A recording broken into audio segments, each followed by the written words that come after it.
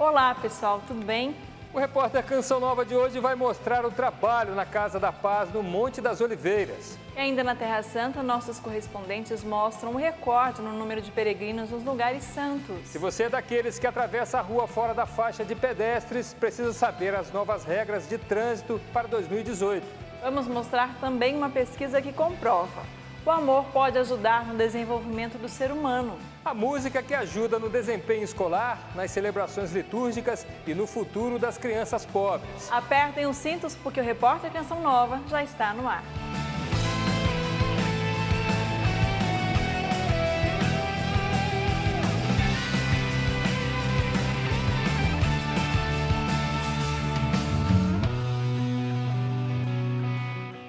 O Papa Francisco recebeu peregrinos para a terceira catequese sobre a Eucaristia. Confira a mensagem do Papa na reportagem de nossos correspondentes na Itália, Paulo Pereira e Elísia Costa. Em um ciclo de reflexões muito formativo, o Papa Francisco tirou esta quarta-feira para nos ensinar um pouco mais sobre a Eucaristia. Explicou que a missa é o memorial do mistério pascal de Cristo. A missa é o memorial do mistério pascal de Cristo. Memorial significa dizer, trazer um evento do passado para o tempo de hoje, ou seja, atualizar. E mais do que trazer, significa dizer participar, integrar, fazer parte desse evento. O Papa ensinou que a Eucaristia nos leva sempre ao ápice da ação salvífica de Deus. Se dando a nós no pão, nos dá sua misericórdia e seu amor, como fez na cruz.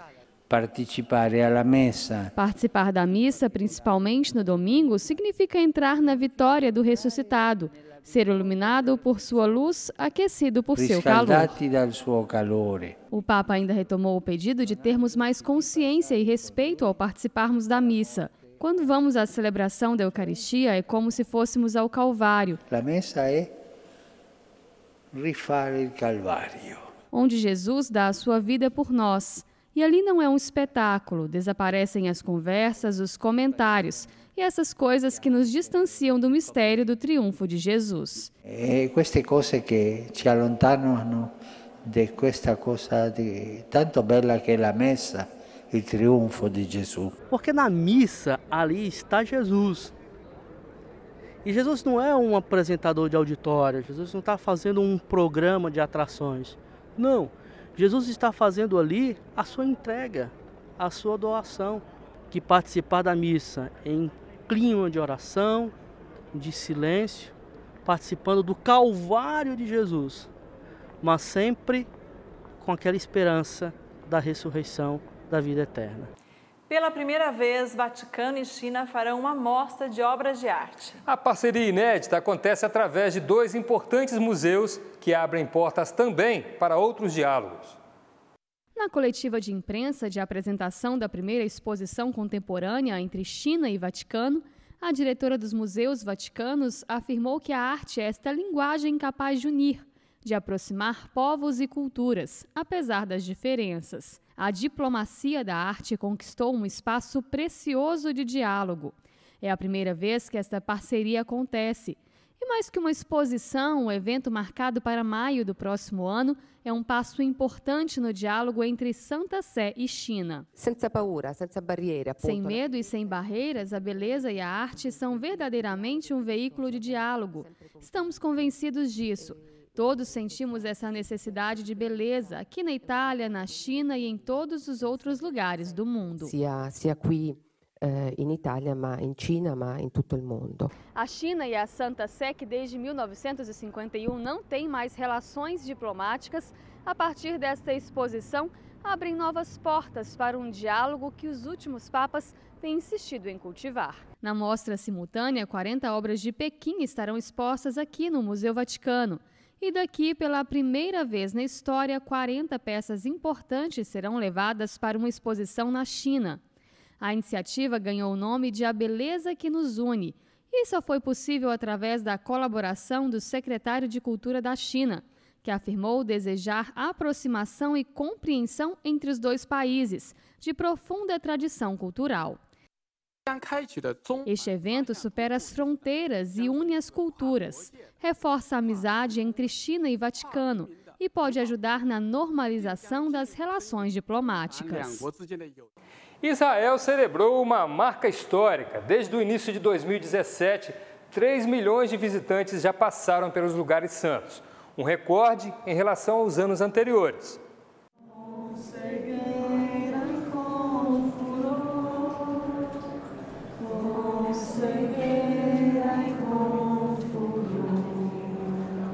A grande quantidade de peregrinos é notável de maneira particular nos santuários da Terra Santa, que têm estado continuamente repletos. Os brasileiros estão entre os que mais passam por aqui. A quantidade de pessoas, no entanto, não atrapalha o encantamento com a terra do Quinto Evangelho. É um encontro com tudo aquilo que a gente lê na Bíblia, mas a gente consegue sentir de uma forma muito viva, muito concreta. É uma bênção imensa, né, estar neste lugar. A peregrinação desse grupo, conduzido por Frei Edgar, tem um tom especial por conta dos 800 anos de presença franciscana na Terra Santa. Santa Maria, Mãe de Deus. A Custódia Terra Santa teve uma grande abertura para poder receber esses jovens, ajudando de diversas formas. E então nós trouxemos esses jovens do Brasil para poderem estar aqui nesta época dos 800 anos. E assim como o nosso pai São Francisco fez também para poder chegar aqui, eles com todo o sacrifício e tudo mais, puderam também estar aqui e experimentar esse caminho de Nosso Senhor. Para esta jovem que se prepara para receber a primeira Eucaristia durante a peregrinação, esses dias são ainda mais marcantes. Poucas pessoas têm o privilégio de aprender e vivenciar tudo aquilo que Jesus veio, tudo aquilo que Jesus teve nesse momento todo. Então, além de aprender, eu vivenciei tudo aquilo, então é uma experiência bastante única. Todos os lugares são especiais aqui na Terra Santa, mas a Via Sacra é, sem dúvida, um dos percursos mais importantes para os peregrinos. Estes aqui estão quase chegando na 6ª estação. Cantando, rezando e testemunhando publicamente a fé, o grupo segue pelas ruas da Cidade Velha de Jerusalém. Eles passam pelo caminho percorrido por Jesus, que culmina na Basílica do Santo Sepulcro. Aqui, ele viveu sua paixão, morte e ressurreição. Graças derramadas na vida de quem veio e também na vida de quem ficou em casa. Eu voltarei transformada. E não só isso, mas a gente sente que não só as bênçãos que a gente recebe, a gente consegue transmitir para quem ficou no Brasil. A importância, né, da Terra Santa, mas a importância de tudo o que nos trouxe aqui. Jesus, o centro de tudo isso. Ainda na Terra Santa, vamos dar uma passadinha no Monte das Oliveiras, onde está a Casa da Paz, local onde a congregação das Irmãs de Santa Elizabeth ajudam crianças e adolescentes.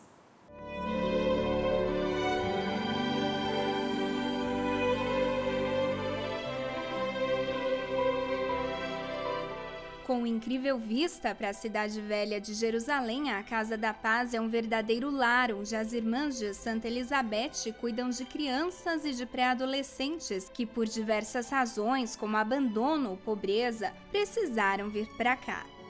Aqui forma uma grande família em que as diferenças não são barreiras. Nós começamos com uma casa para crianças árabes, muçulmanas. Mas agora temos outras vindas da Etiópia, Eritreia, Rússia. Nós simplesmente cuidamos delas. Essa é como uma casa normal, onde elas moram, estudam, brincam, rezam conosco. E viver a unidade nesta terra tem sentido particular. Aqui na Terra Santa, essa missão é especial, porque este é um lugar específico. As crianças daqui, desde muito jovens, muitas vezes vivem situações difíceis em suas vidas, e não é muito fácil para elas ter uma vida normal. Então, estamos aqui para mostrar que a vida pode ser bonita, pacífica, e que podemos viver juntos mesmo que sejamos diferentes. Acompanhamos um pouquinho do dia a dia dessa turma. Alegria não falta por aqui, e nem amor. Mais que ajudar, as irmãs testemunham que aprendem com essas crianças a serem felizes e a sorrirem mesmo diante das dificuldades da vida. A hora de estudar também é importante. De manhã, eles frequentam escolas normais e à tarde fazem a tarefa juntos.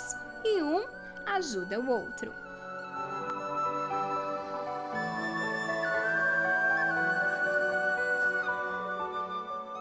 Tem até mesmo a hora da oração.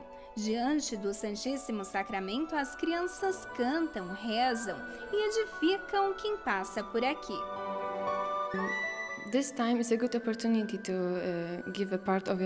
Estou aqui para oferecer uma parte do meu tempo para outras pessoas.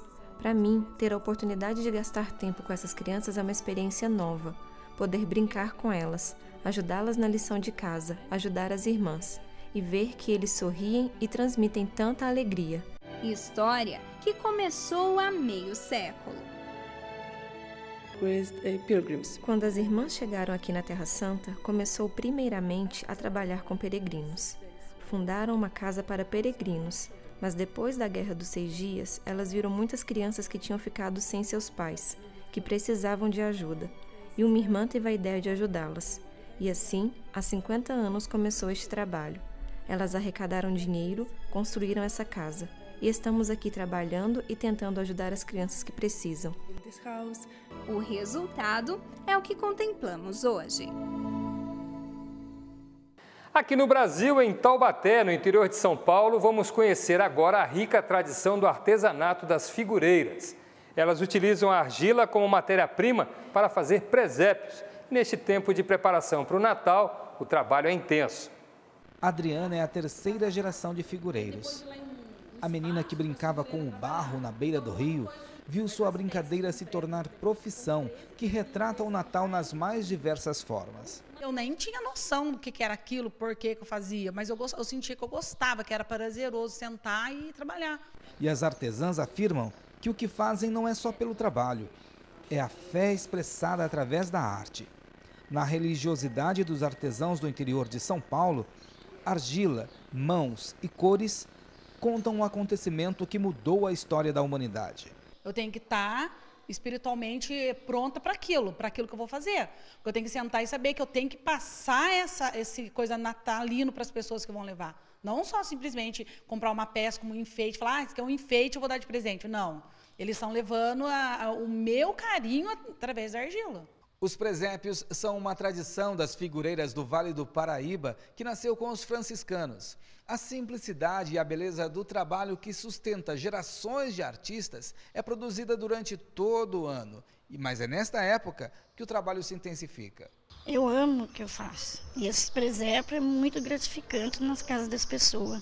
A gente sai do ar. Quando você está produzindo, você está concentrado ali no seu trabalho. Você está imaginando como que a peça vai ficar. Quando você está modelando a argila, você já está pensando nas cores que você vai colocar. O minucioso trabalho de modelagem, secagem e pintura ganha ares de felicidade com as cores que os pincéis impõem a cada escultura. E isso faz parte da alegria mesmo dos figureiros, né? De usar bastante cores nas peças. José, Maria, o Menino Jesus, figuras ricas em detalhes que não só enfeitam, mas também inspiram a alegria de viver o Natal. Porque já vem trazendo a alegria de Jesus, do nascimento dele, né?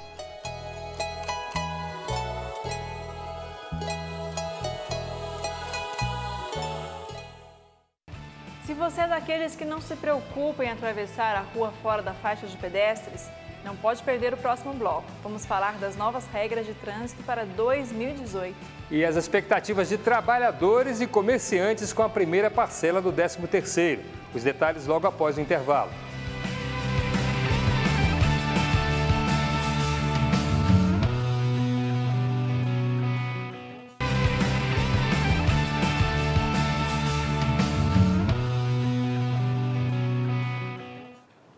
Estamos de volta para falar que começou a valer a lei que suspende a carteira de habilitação dos motoristas que atingirem 20 pontos na carteira. A penalidade é válida para quem cometeu infrações a partir de 1º de novembro de 2016. Nas ruas, nossa equipe descobriu que tem muita gente preocupada com a nova norma.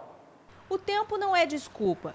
Na época em que os valores das multas de trânsito foram reajustados, o O brasileiro já ficou sabendo da mudança na penalidade mínima para quem, dentro de um ano, atingir 20 pontos na carteira. De 6 meses a 1 ano, de acordo com a nova legislação. A modificação ficou viva na memória, mas na prática a coisa é um pouco diferente.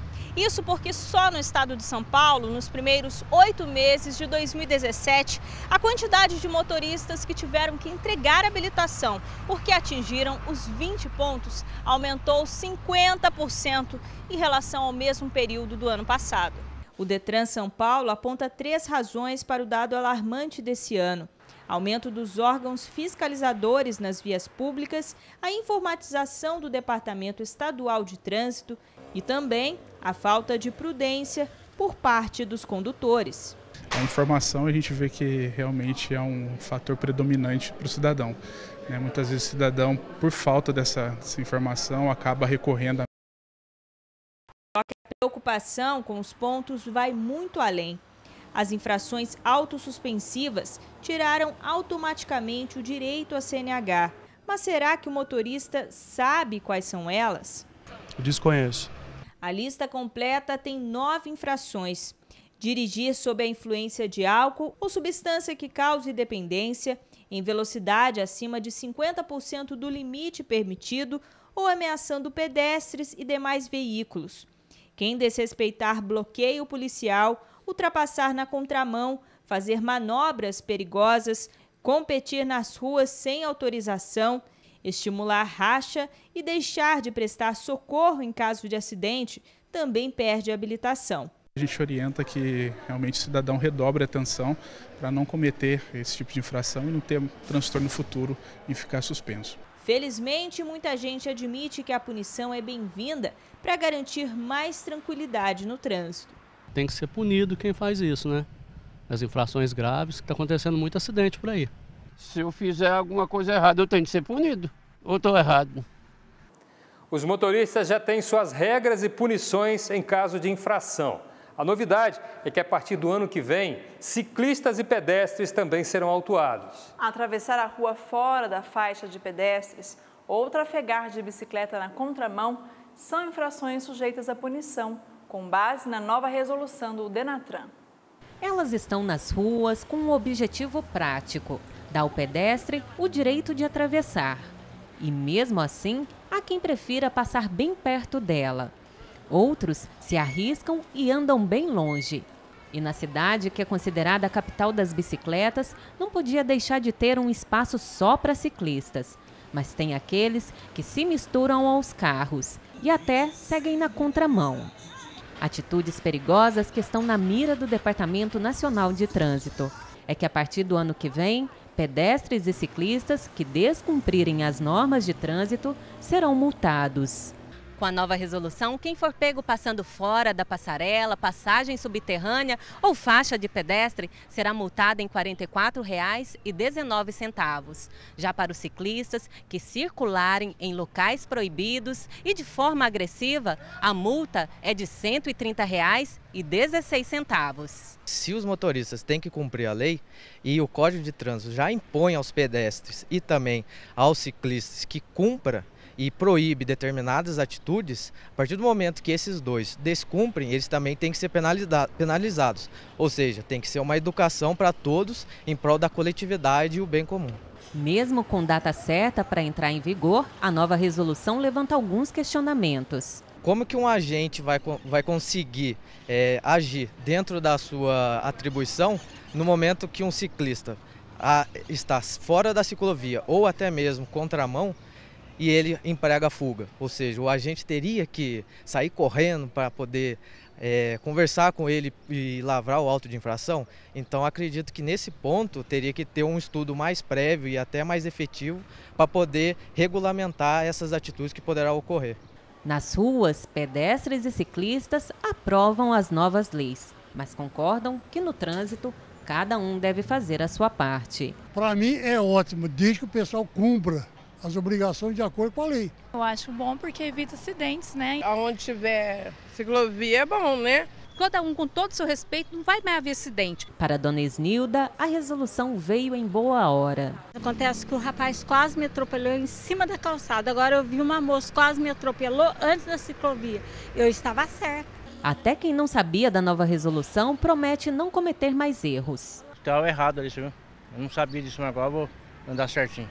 O Brasil abriu 76 mil novos postos de trabalho com carteira assinada em outubro. Com esse resultado, o acúmulo do ano é de 300 mil vagas de emprego. Sinal de esperança para quem está em busca de uma oportunidade. Uma vaga aqui, outra ali e aos poucos o emprego vai ressurgindo das cinzas. Só hoje o Cícero fez 2 entrevistas e numa delas saiu com encaminhamento em mãos. Da primeira eu não tive chance nenhuma, mas dessa vez que eu vim aqui eu já estou com uma promessa boa, né? De estar passando pelo fato de eu ter a experiência aqui nessa área já, né? Em outubro foram gerados 76 mil novos postos de trabalho. No acumulado do ano, já são 303 mil brasileiros que conseguiram um emprego formal. No mesmo período do ano passado, 730 mil trabalhadores haviam sido demitidos, segundo dados do Cadastro Geral de Empregados e Desempregados do IBGE. De 12 ramos observados, houve melhora do emprego em 11, com destaque para o comércio, indústria e serviços. No estado de São Paulo, 4.800 oportunidades de trabalho esperam por candidatos. Vagas operacionais, vagas para serviços, muitas vagas temporárias para esse momento de época de final de ano, lojas para vendedores. 37.300 vagas foram geradas na área do comércio. E um bom exemplo de como esse setor está disposto a contratar, a gente encontrou aqui nesta loja, no centro de São Paulo. Eles estão com 6 vagas em aberto. Por dia, eles recebem mais ou menos uns 300 currículos. Um deles foi o da Ellen. E como ela demonstrou muita vontade em trabalhar e a loja realmente está precisando, ela já foi convidada a fazer um teste. É isso mesmo? Como é que está sendo esse seu primeiro dia? Está sendo tranquilo por enquanto, né? Eu estou expectativa aí, tomara que eu consiga ficar, né? Ellen é jovem e tem tudo para se firmar no emprego. E olha que a juventude representa 35% da população desempregada no mundo, de acordo com o relatório da Organização Internacional do Trabalho. Um bom currículo é importante, mas ter força de vontade é fundamental. Eu acho que o que é fundamental é o comprometimento, é a vontade de trabalhar. A gente nem conta tanto com experiência, mas eu acho que se a pessoa tiver vontade de trabalhar, precisa do emprego, tem responsabilidade, eu acho que esse é o principal para trabalhar na nossa empresa. Daniele entendeu bem o que a empresa queria e não mediu esforços para ficar com a oportunidade. Estou gostando da vaga, já tinha experiência, né? Então para mim está sendo bacana, legal. E o 13º deve aquecer a economia. Até a próxima sexta-feira, mais de 83 milhões de brasileiros devem receber a primeira parcela do benefício. E o comércio vive a expectativa de vender mais e ver as dívidas antigas quitadas. Com a chegada do 13º salário, a economia no Brasil fica movimentada.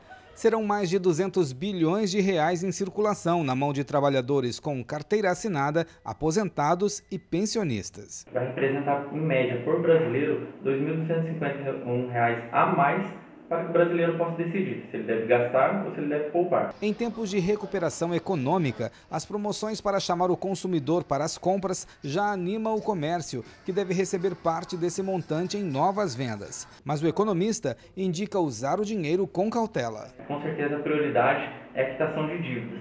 Então, neste momento, o brasileiro precisa ter a consciência que o Brasil vive um momento de recuperação e, com isso, os credores estão dispostos a uma melhor negociação.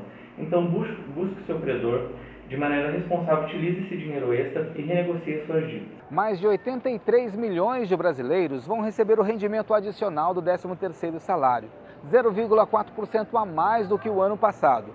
Segundo especialistas, essa injeção de renda deve ser usada para colocar a vida financeira e econômica em dia. E isso é o que mais se ouve nas ruas. É mais para quitar conta mesmo do brasileiro, que o negócio está feio.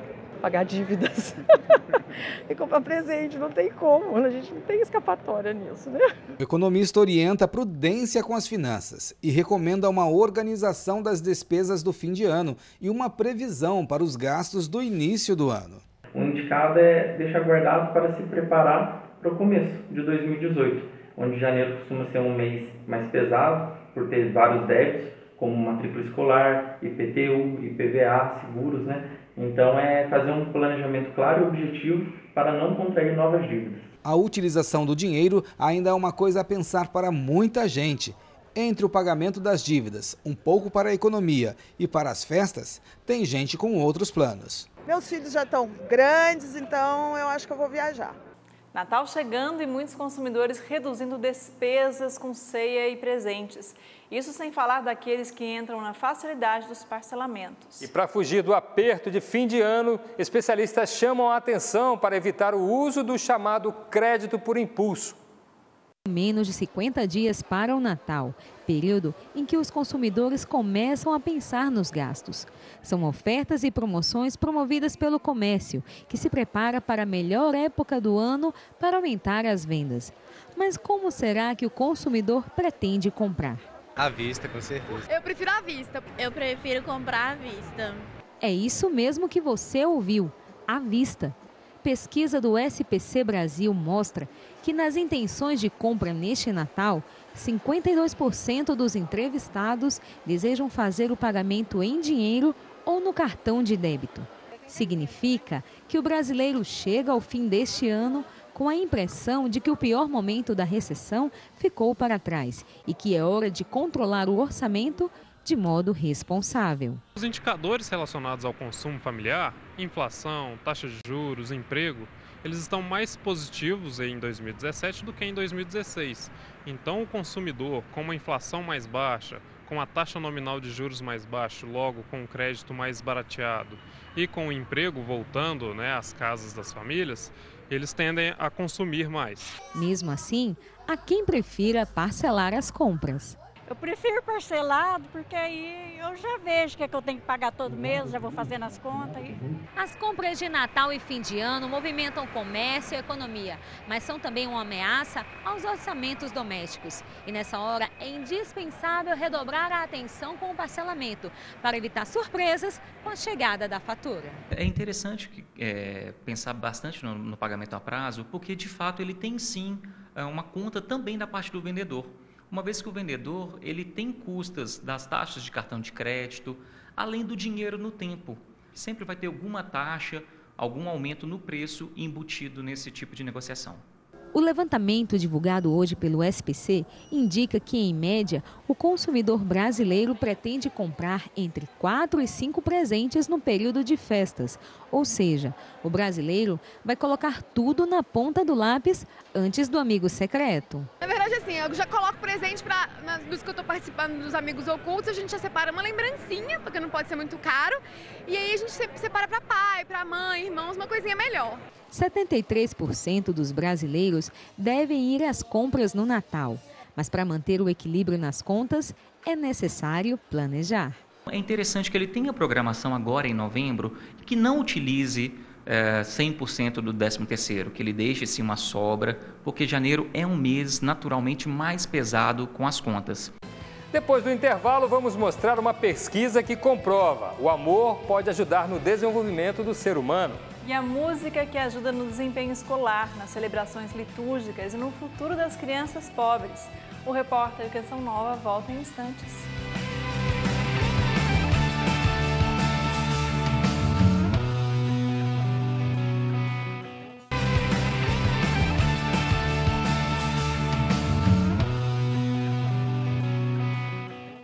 Usuários de telefone celular do estado de São Paulo já podem cadastrar suas linhas para receber mensagens sobre riscos de desastres naturais. Coordenado pela Defesa Civil Nacional, o sistema já funciona em Santa Catarina e no Paraná. A expectativa é a de que todos os estados brasileiros estejam com o sistema até o ano que vem. 42 milhões de usuários de celular do estado de São Paulo poderão cadastrar seus aparelhos para receber avisos da Defesa Civil sobre riscos de tempestades, enchentes, raios, deslizamentos e outras ocorrências meteorológicas de risco. O serviço é gratuito e para se cadastrar é só enviar SMS para o número 40199, informando o CEP da residência. Não é para provocar pânico. Essa é mais uma informação da Defesa Civil compartilhando com a comunidade.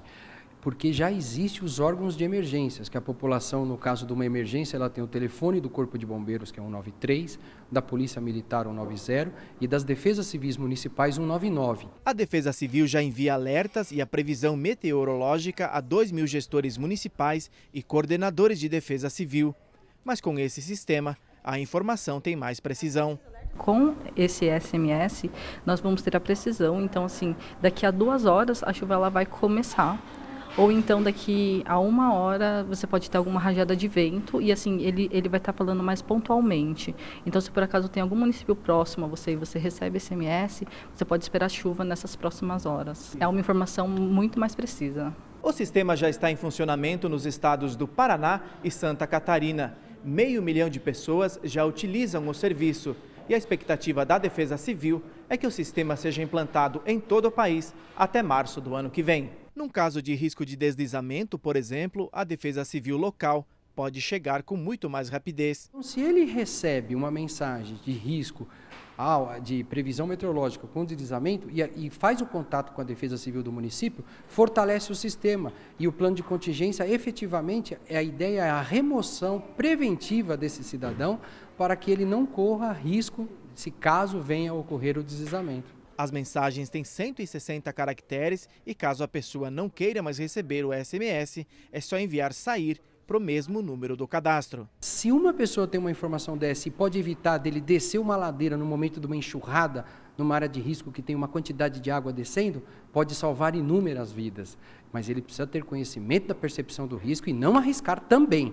A comissão que analisa a proposta de emenda à Constituição, que quer ampliar a licença maternidade e o direito à vida, se reuniu essa semana. O texto principal já foi aprovado no começo do mês. Agora só falta a aprovação dos destaques, que são mudanças na proposta. A reunião da comissão começou com muito tumulto. Manifestantes contra e a favor da PEC entraram em debate.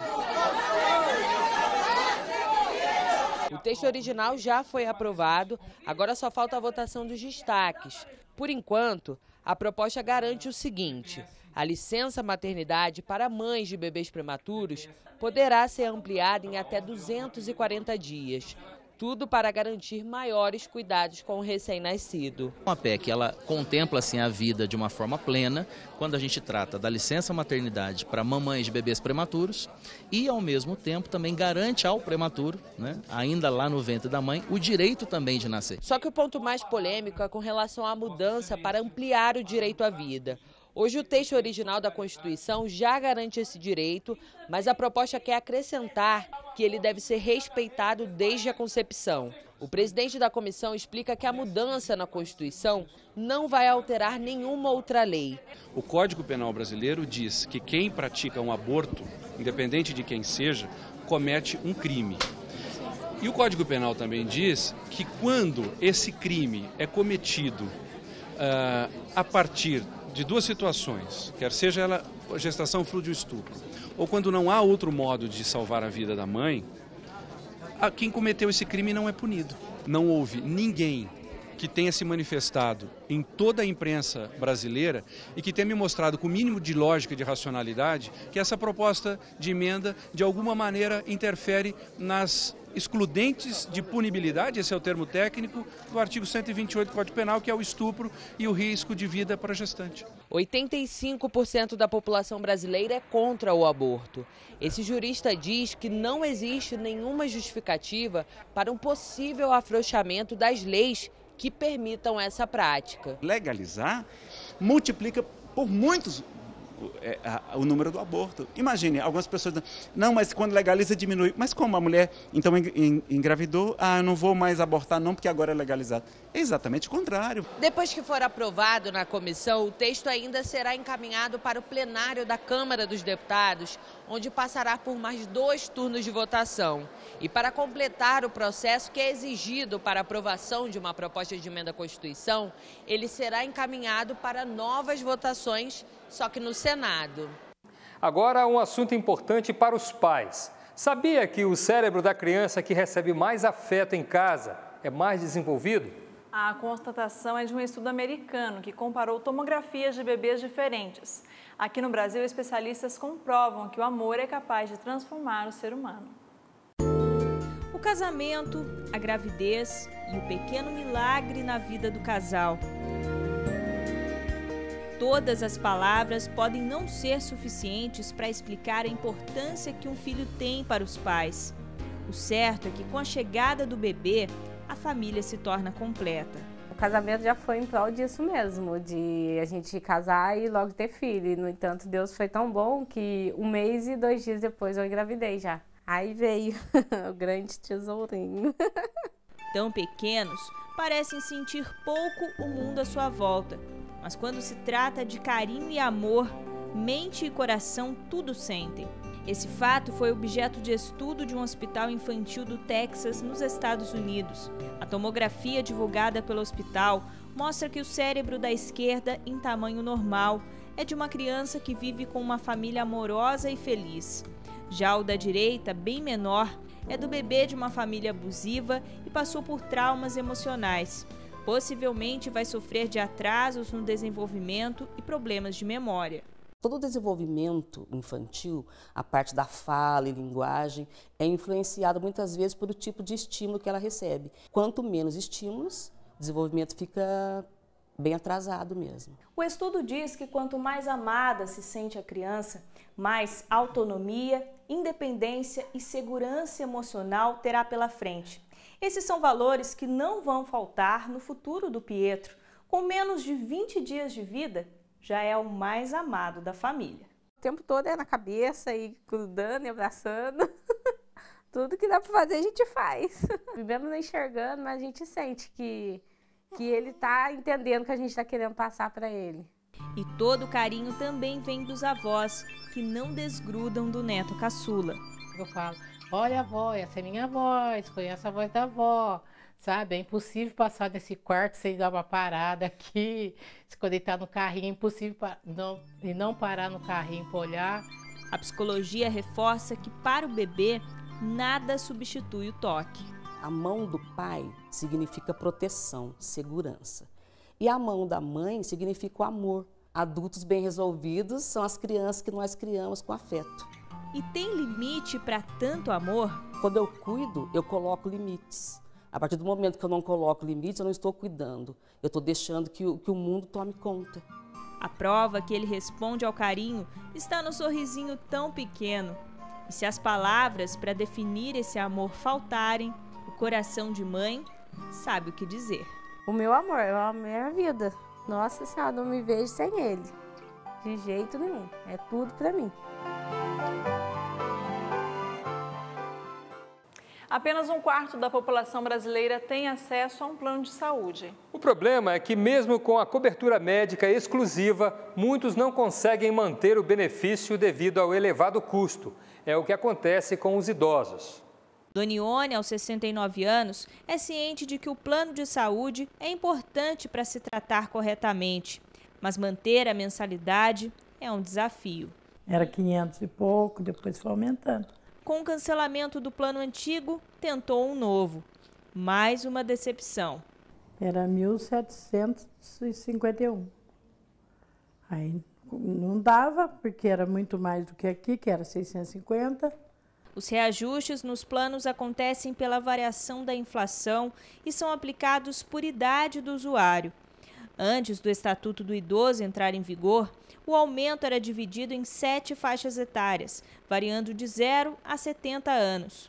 Depois da lei, os valores ficaram separados em 10 faixas etárias, sendo o último reajuste válido até 59 anos, como uma medida de proteger os idosos. O especialista em direito do consumidor explica que alguns projetos de lei sobre o assunto tramitam no Congresso. A forma de pagamento ainda pode mudar. Aquele reajuste que o usuário teria aos 59 anos, ele não teria mais aos 59 anos, mas teria esse reajuste dividido em 5 parcelas a cada 5 anos. Por exemplo, se ele fosse ter R$100 de reajuste aos 59, ele teria R$20 de reajuste a cada 5 anos até completar 25 anos, ou seja, ele teria que completar 85 anos de idade para conseguir pagar os 100% que a operadora quer. As operadoras são contra esse projeto de lei E, pelo visto, as associações de defesa do consumidor também são contrárias, e isso ainda vai demandar bastante discussão. O Estatuto sempre foi válido para contratos fechados antes de 2004 e para aqueles acertados depois dessa data. Isso significa que reajuste para pessoas com mais de 60 não deveria acontecer independente da data da assinatura, já que contratos de planos de saúde são normas de proteção da ordem pública e dos interesses sociais. Casos de aumento que contrariam a lei devem ser levados à Justiça. Apresentar uma queixa perante a ANS, a Agência Nacional de Saúde Suplementar, seja por e-mail, seja por telefone, apresentar essa queixa. A segunda é ir para o Judiciário. E mesmo com a saúde mais frágil, ninguém fecha os olhos diante da situação. A própria saúde fala, em se tratando de saúde, está doente. Precisa curar a saúde para tratar da saúde da gente. Você que tem criança em casa sabe, ela sempre tem muita energia e às vezes isso acaba sendo um desafio no desempenho escolar. E aí entra a música, recurso encontrado pelos pais para mudar essa situação na aprendizagem do aluno. Quem vê o Lucas todo concentrado tocando violão nem imagina que há menos de um ano ele era bem diferente, principalmente na escola.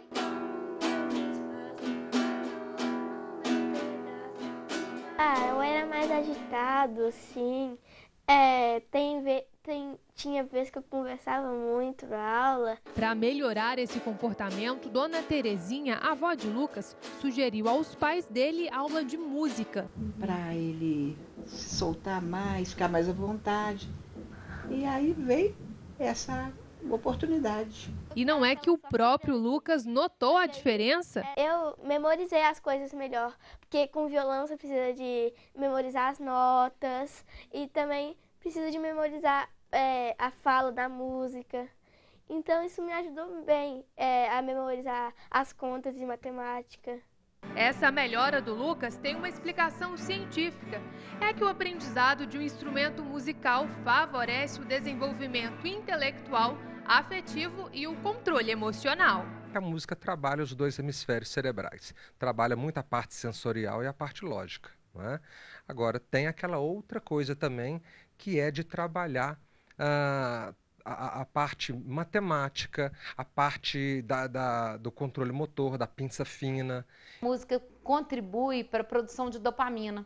Então, que é um hormônio de prazer. Então, que a gente vai ajudar as pessoas a gostarem daquilo que elas estão fazendo. Estudos recentes revelam ainda que os benefícios para quem aprende a tocar um instrumento musical vão além do desempenho escolar.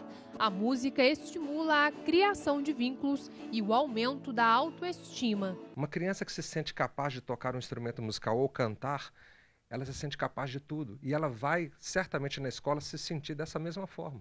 Antes, eu ficava com vergonha, eu não conseguia falar muito na aula. Só que aí depois eu vi que a gente está aqui para aprender, não para ser todo certinho.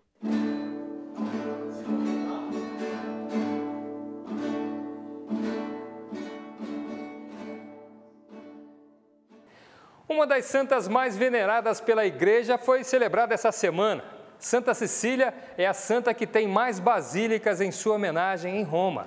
A padroeira dos músicos e dos cantores sagrados teve o nome marcado na vida da fé cristã por causa da simplicidade e fidelidade a Cristo. E até hoje, seu exemplo é motivo de inspiração, de seguimento e serviço na música litúrgica. Ter essa consciência, eu estou a serviço da liturgia. A música é santificada e santificante quando está unida e a serviço da ação litúrgica. A tradição musical da igreja é um tesouro que supera todas as expressões de arte. O papel da música na liturgia é justamente para levar as pessoas pelo meio da arte, né? O canto inspirado, o hino, cântico espiritual, como se cantava e se fazia na igreja primitiva, levar as pessoas a se elevarem ao coração de Deus pela experiência litúrgica. O órgão é o instrumento litúrgico por excelência, mas outros meios também podem ser utilizados. Paulo é músico no Santuário de Aparecida. Deixar-se conduzir pela liturgia é seu grande desafio. A grande dificuldade é essa, né? De saber o que escolher, a hora de cantar e de repente saber que aquilo que eu vou cantar não é tanto o meu gosto musical. Acho que essa é a grande dificuldade que a gente tem. fé e música. O canto sagrado é parte integrante da liturgia solene, pois tem o papel de servir, de facilitar o encontro de cada fiel com o coração de Deus. Neste Dia Mundial da Música, a Igreja coloca Santa Cecília como padroeira dos músicos e da música sacra. Santa Cecília cantou diante do sofrimento, diante da morte, diante do martírio. É muito difícil a gente poder cantar os louvores de Deus quando nós não temos vontade. Então, quando a gente olha para a figura de Santa Cecília, principalmente no ambiente litúrgico, a gente é chamado a ser mártir da nossa vontade, mártir do nosso orgulho. O testemunho de Santa Cecília traduziu em melodia o que diz a palavra de Deus. Esse martírio encanta o coração de quem vive a música no seu dia a dia. Me encanta quando a composição ela conseguiu extrair aquilo que a palavra queria dizer, né? Aquilo que a palavra estava dizendo, só que de forma cantada. Da profissão ao serviço ministerial, o grande desafio dos músicos está em deixar de ser o foco para, com seu serviço, ser instrumento da ação de Deus.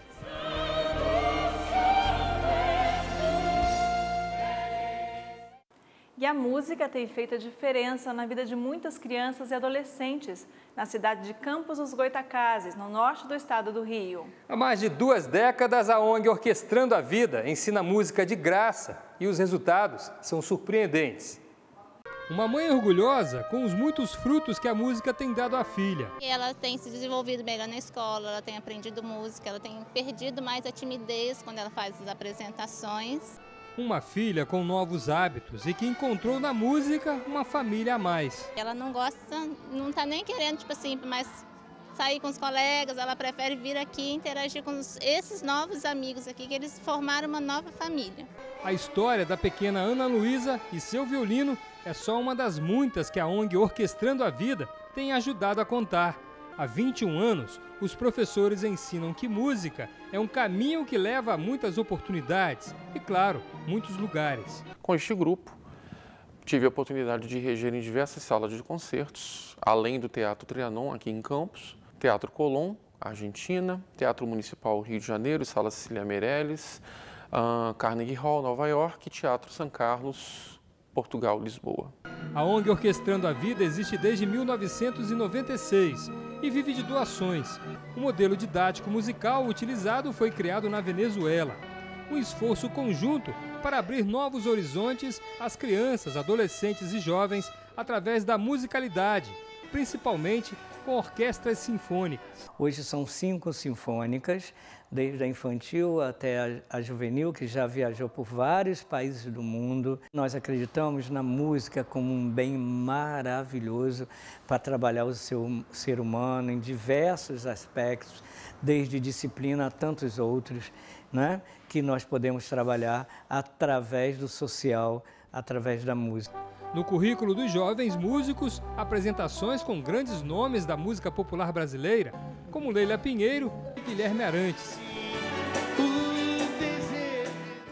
Violino, violoncelo, trompa, trompete, em cada instrumento, olhares atentos que visam um caminho de harmonia ao ritmo da vida e que enchem nossos olhos e, claro, nossos ouvidos e corações.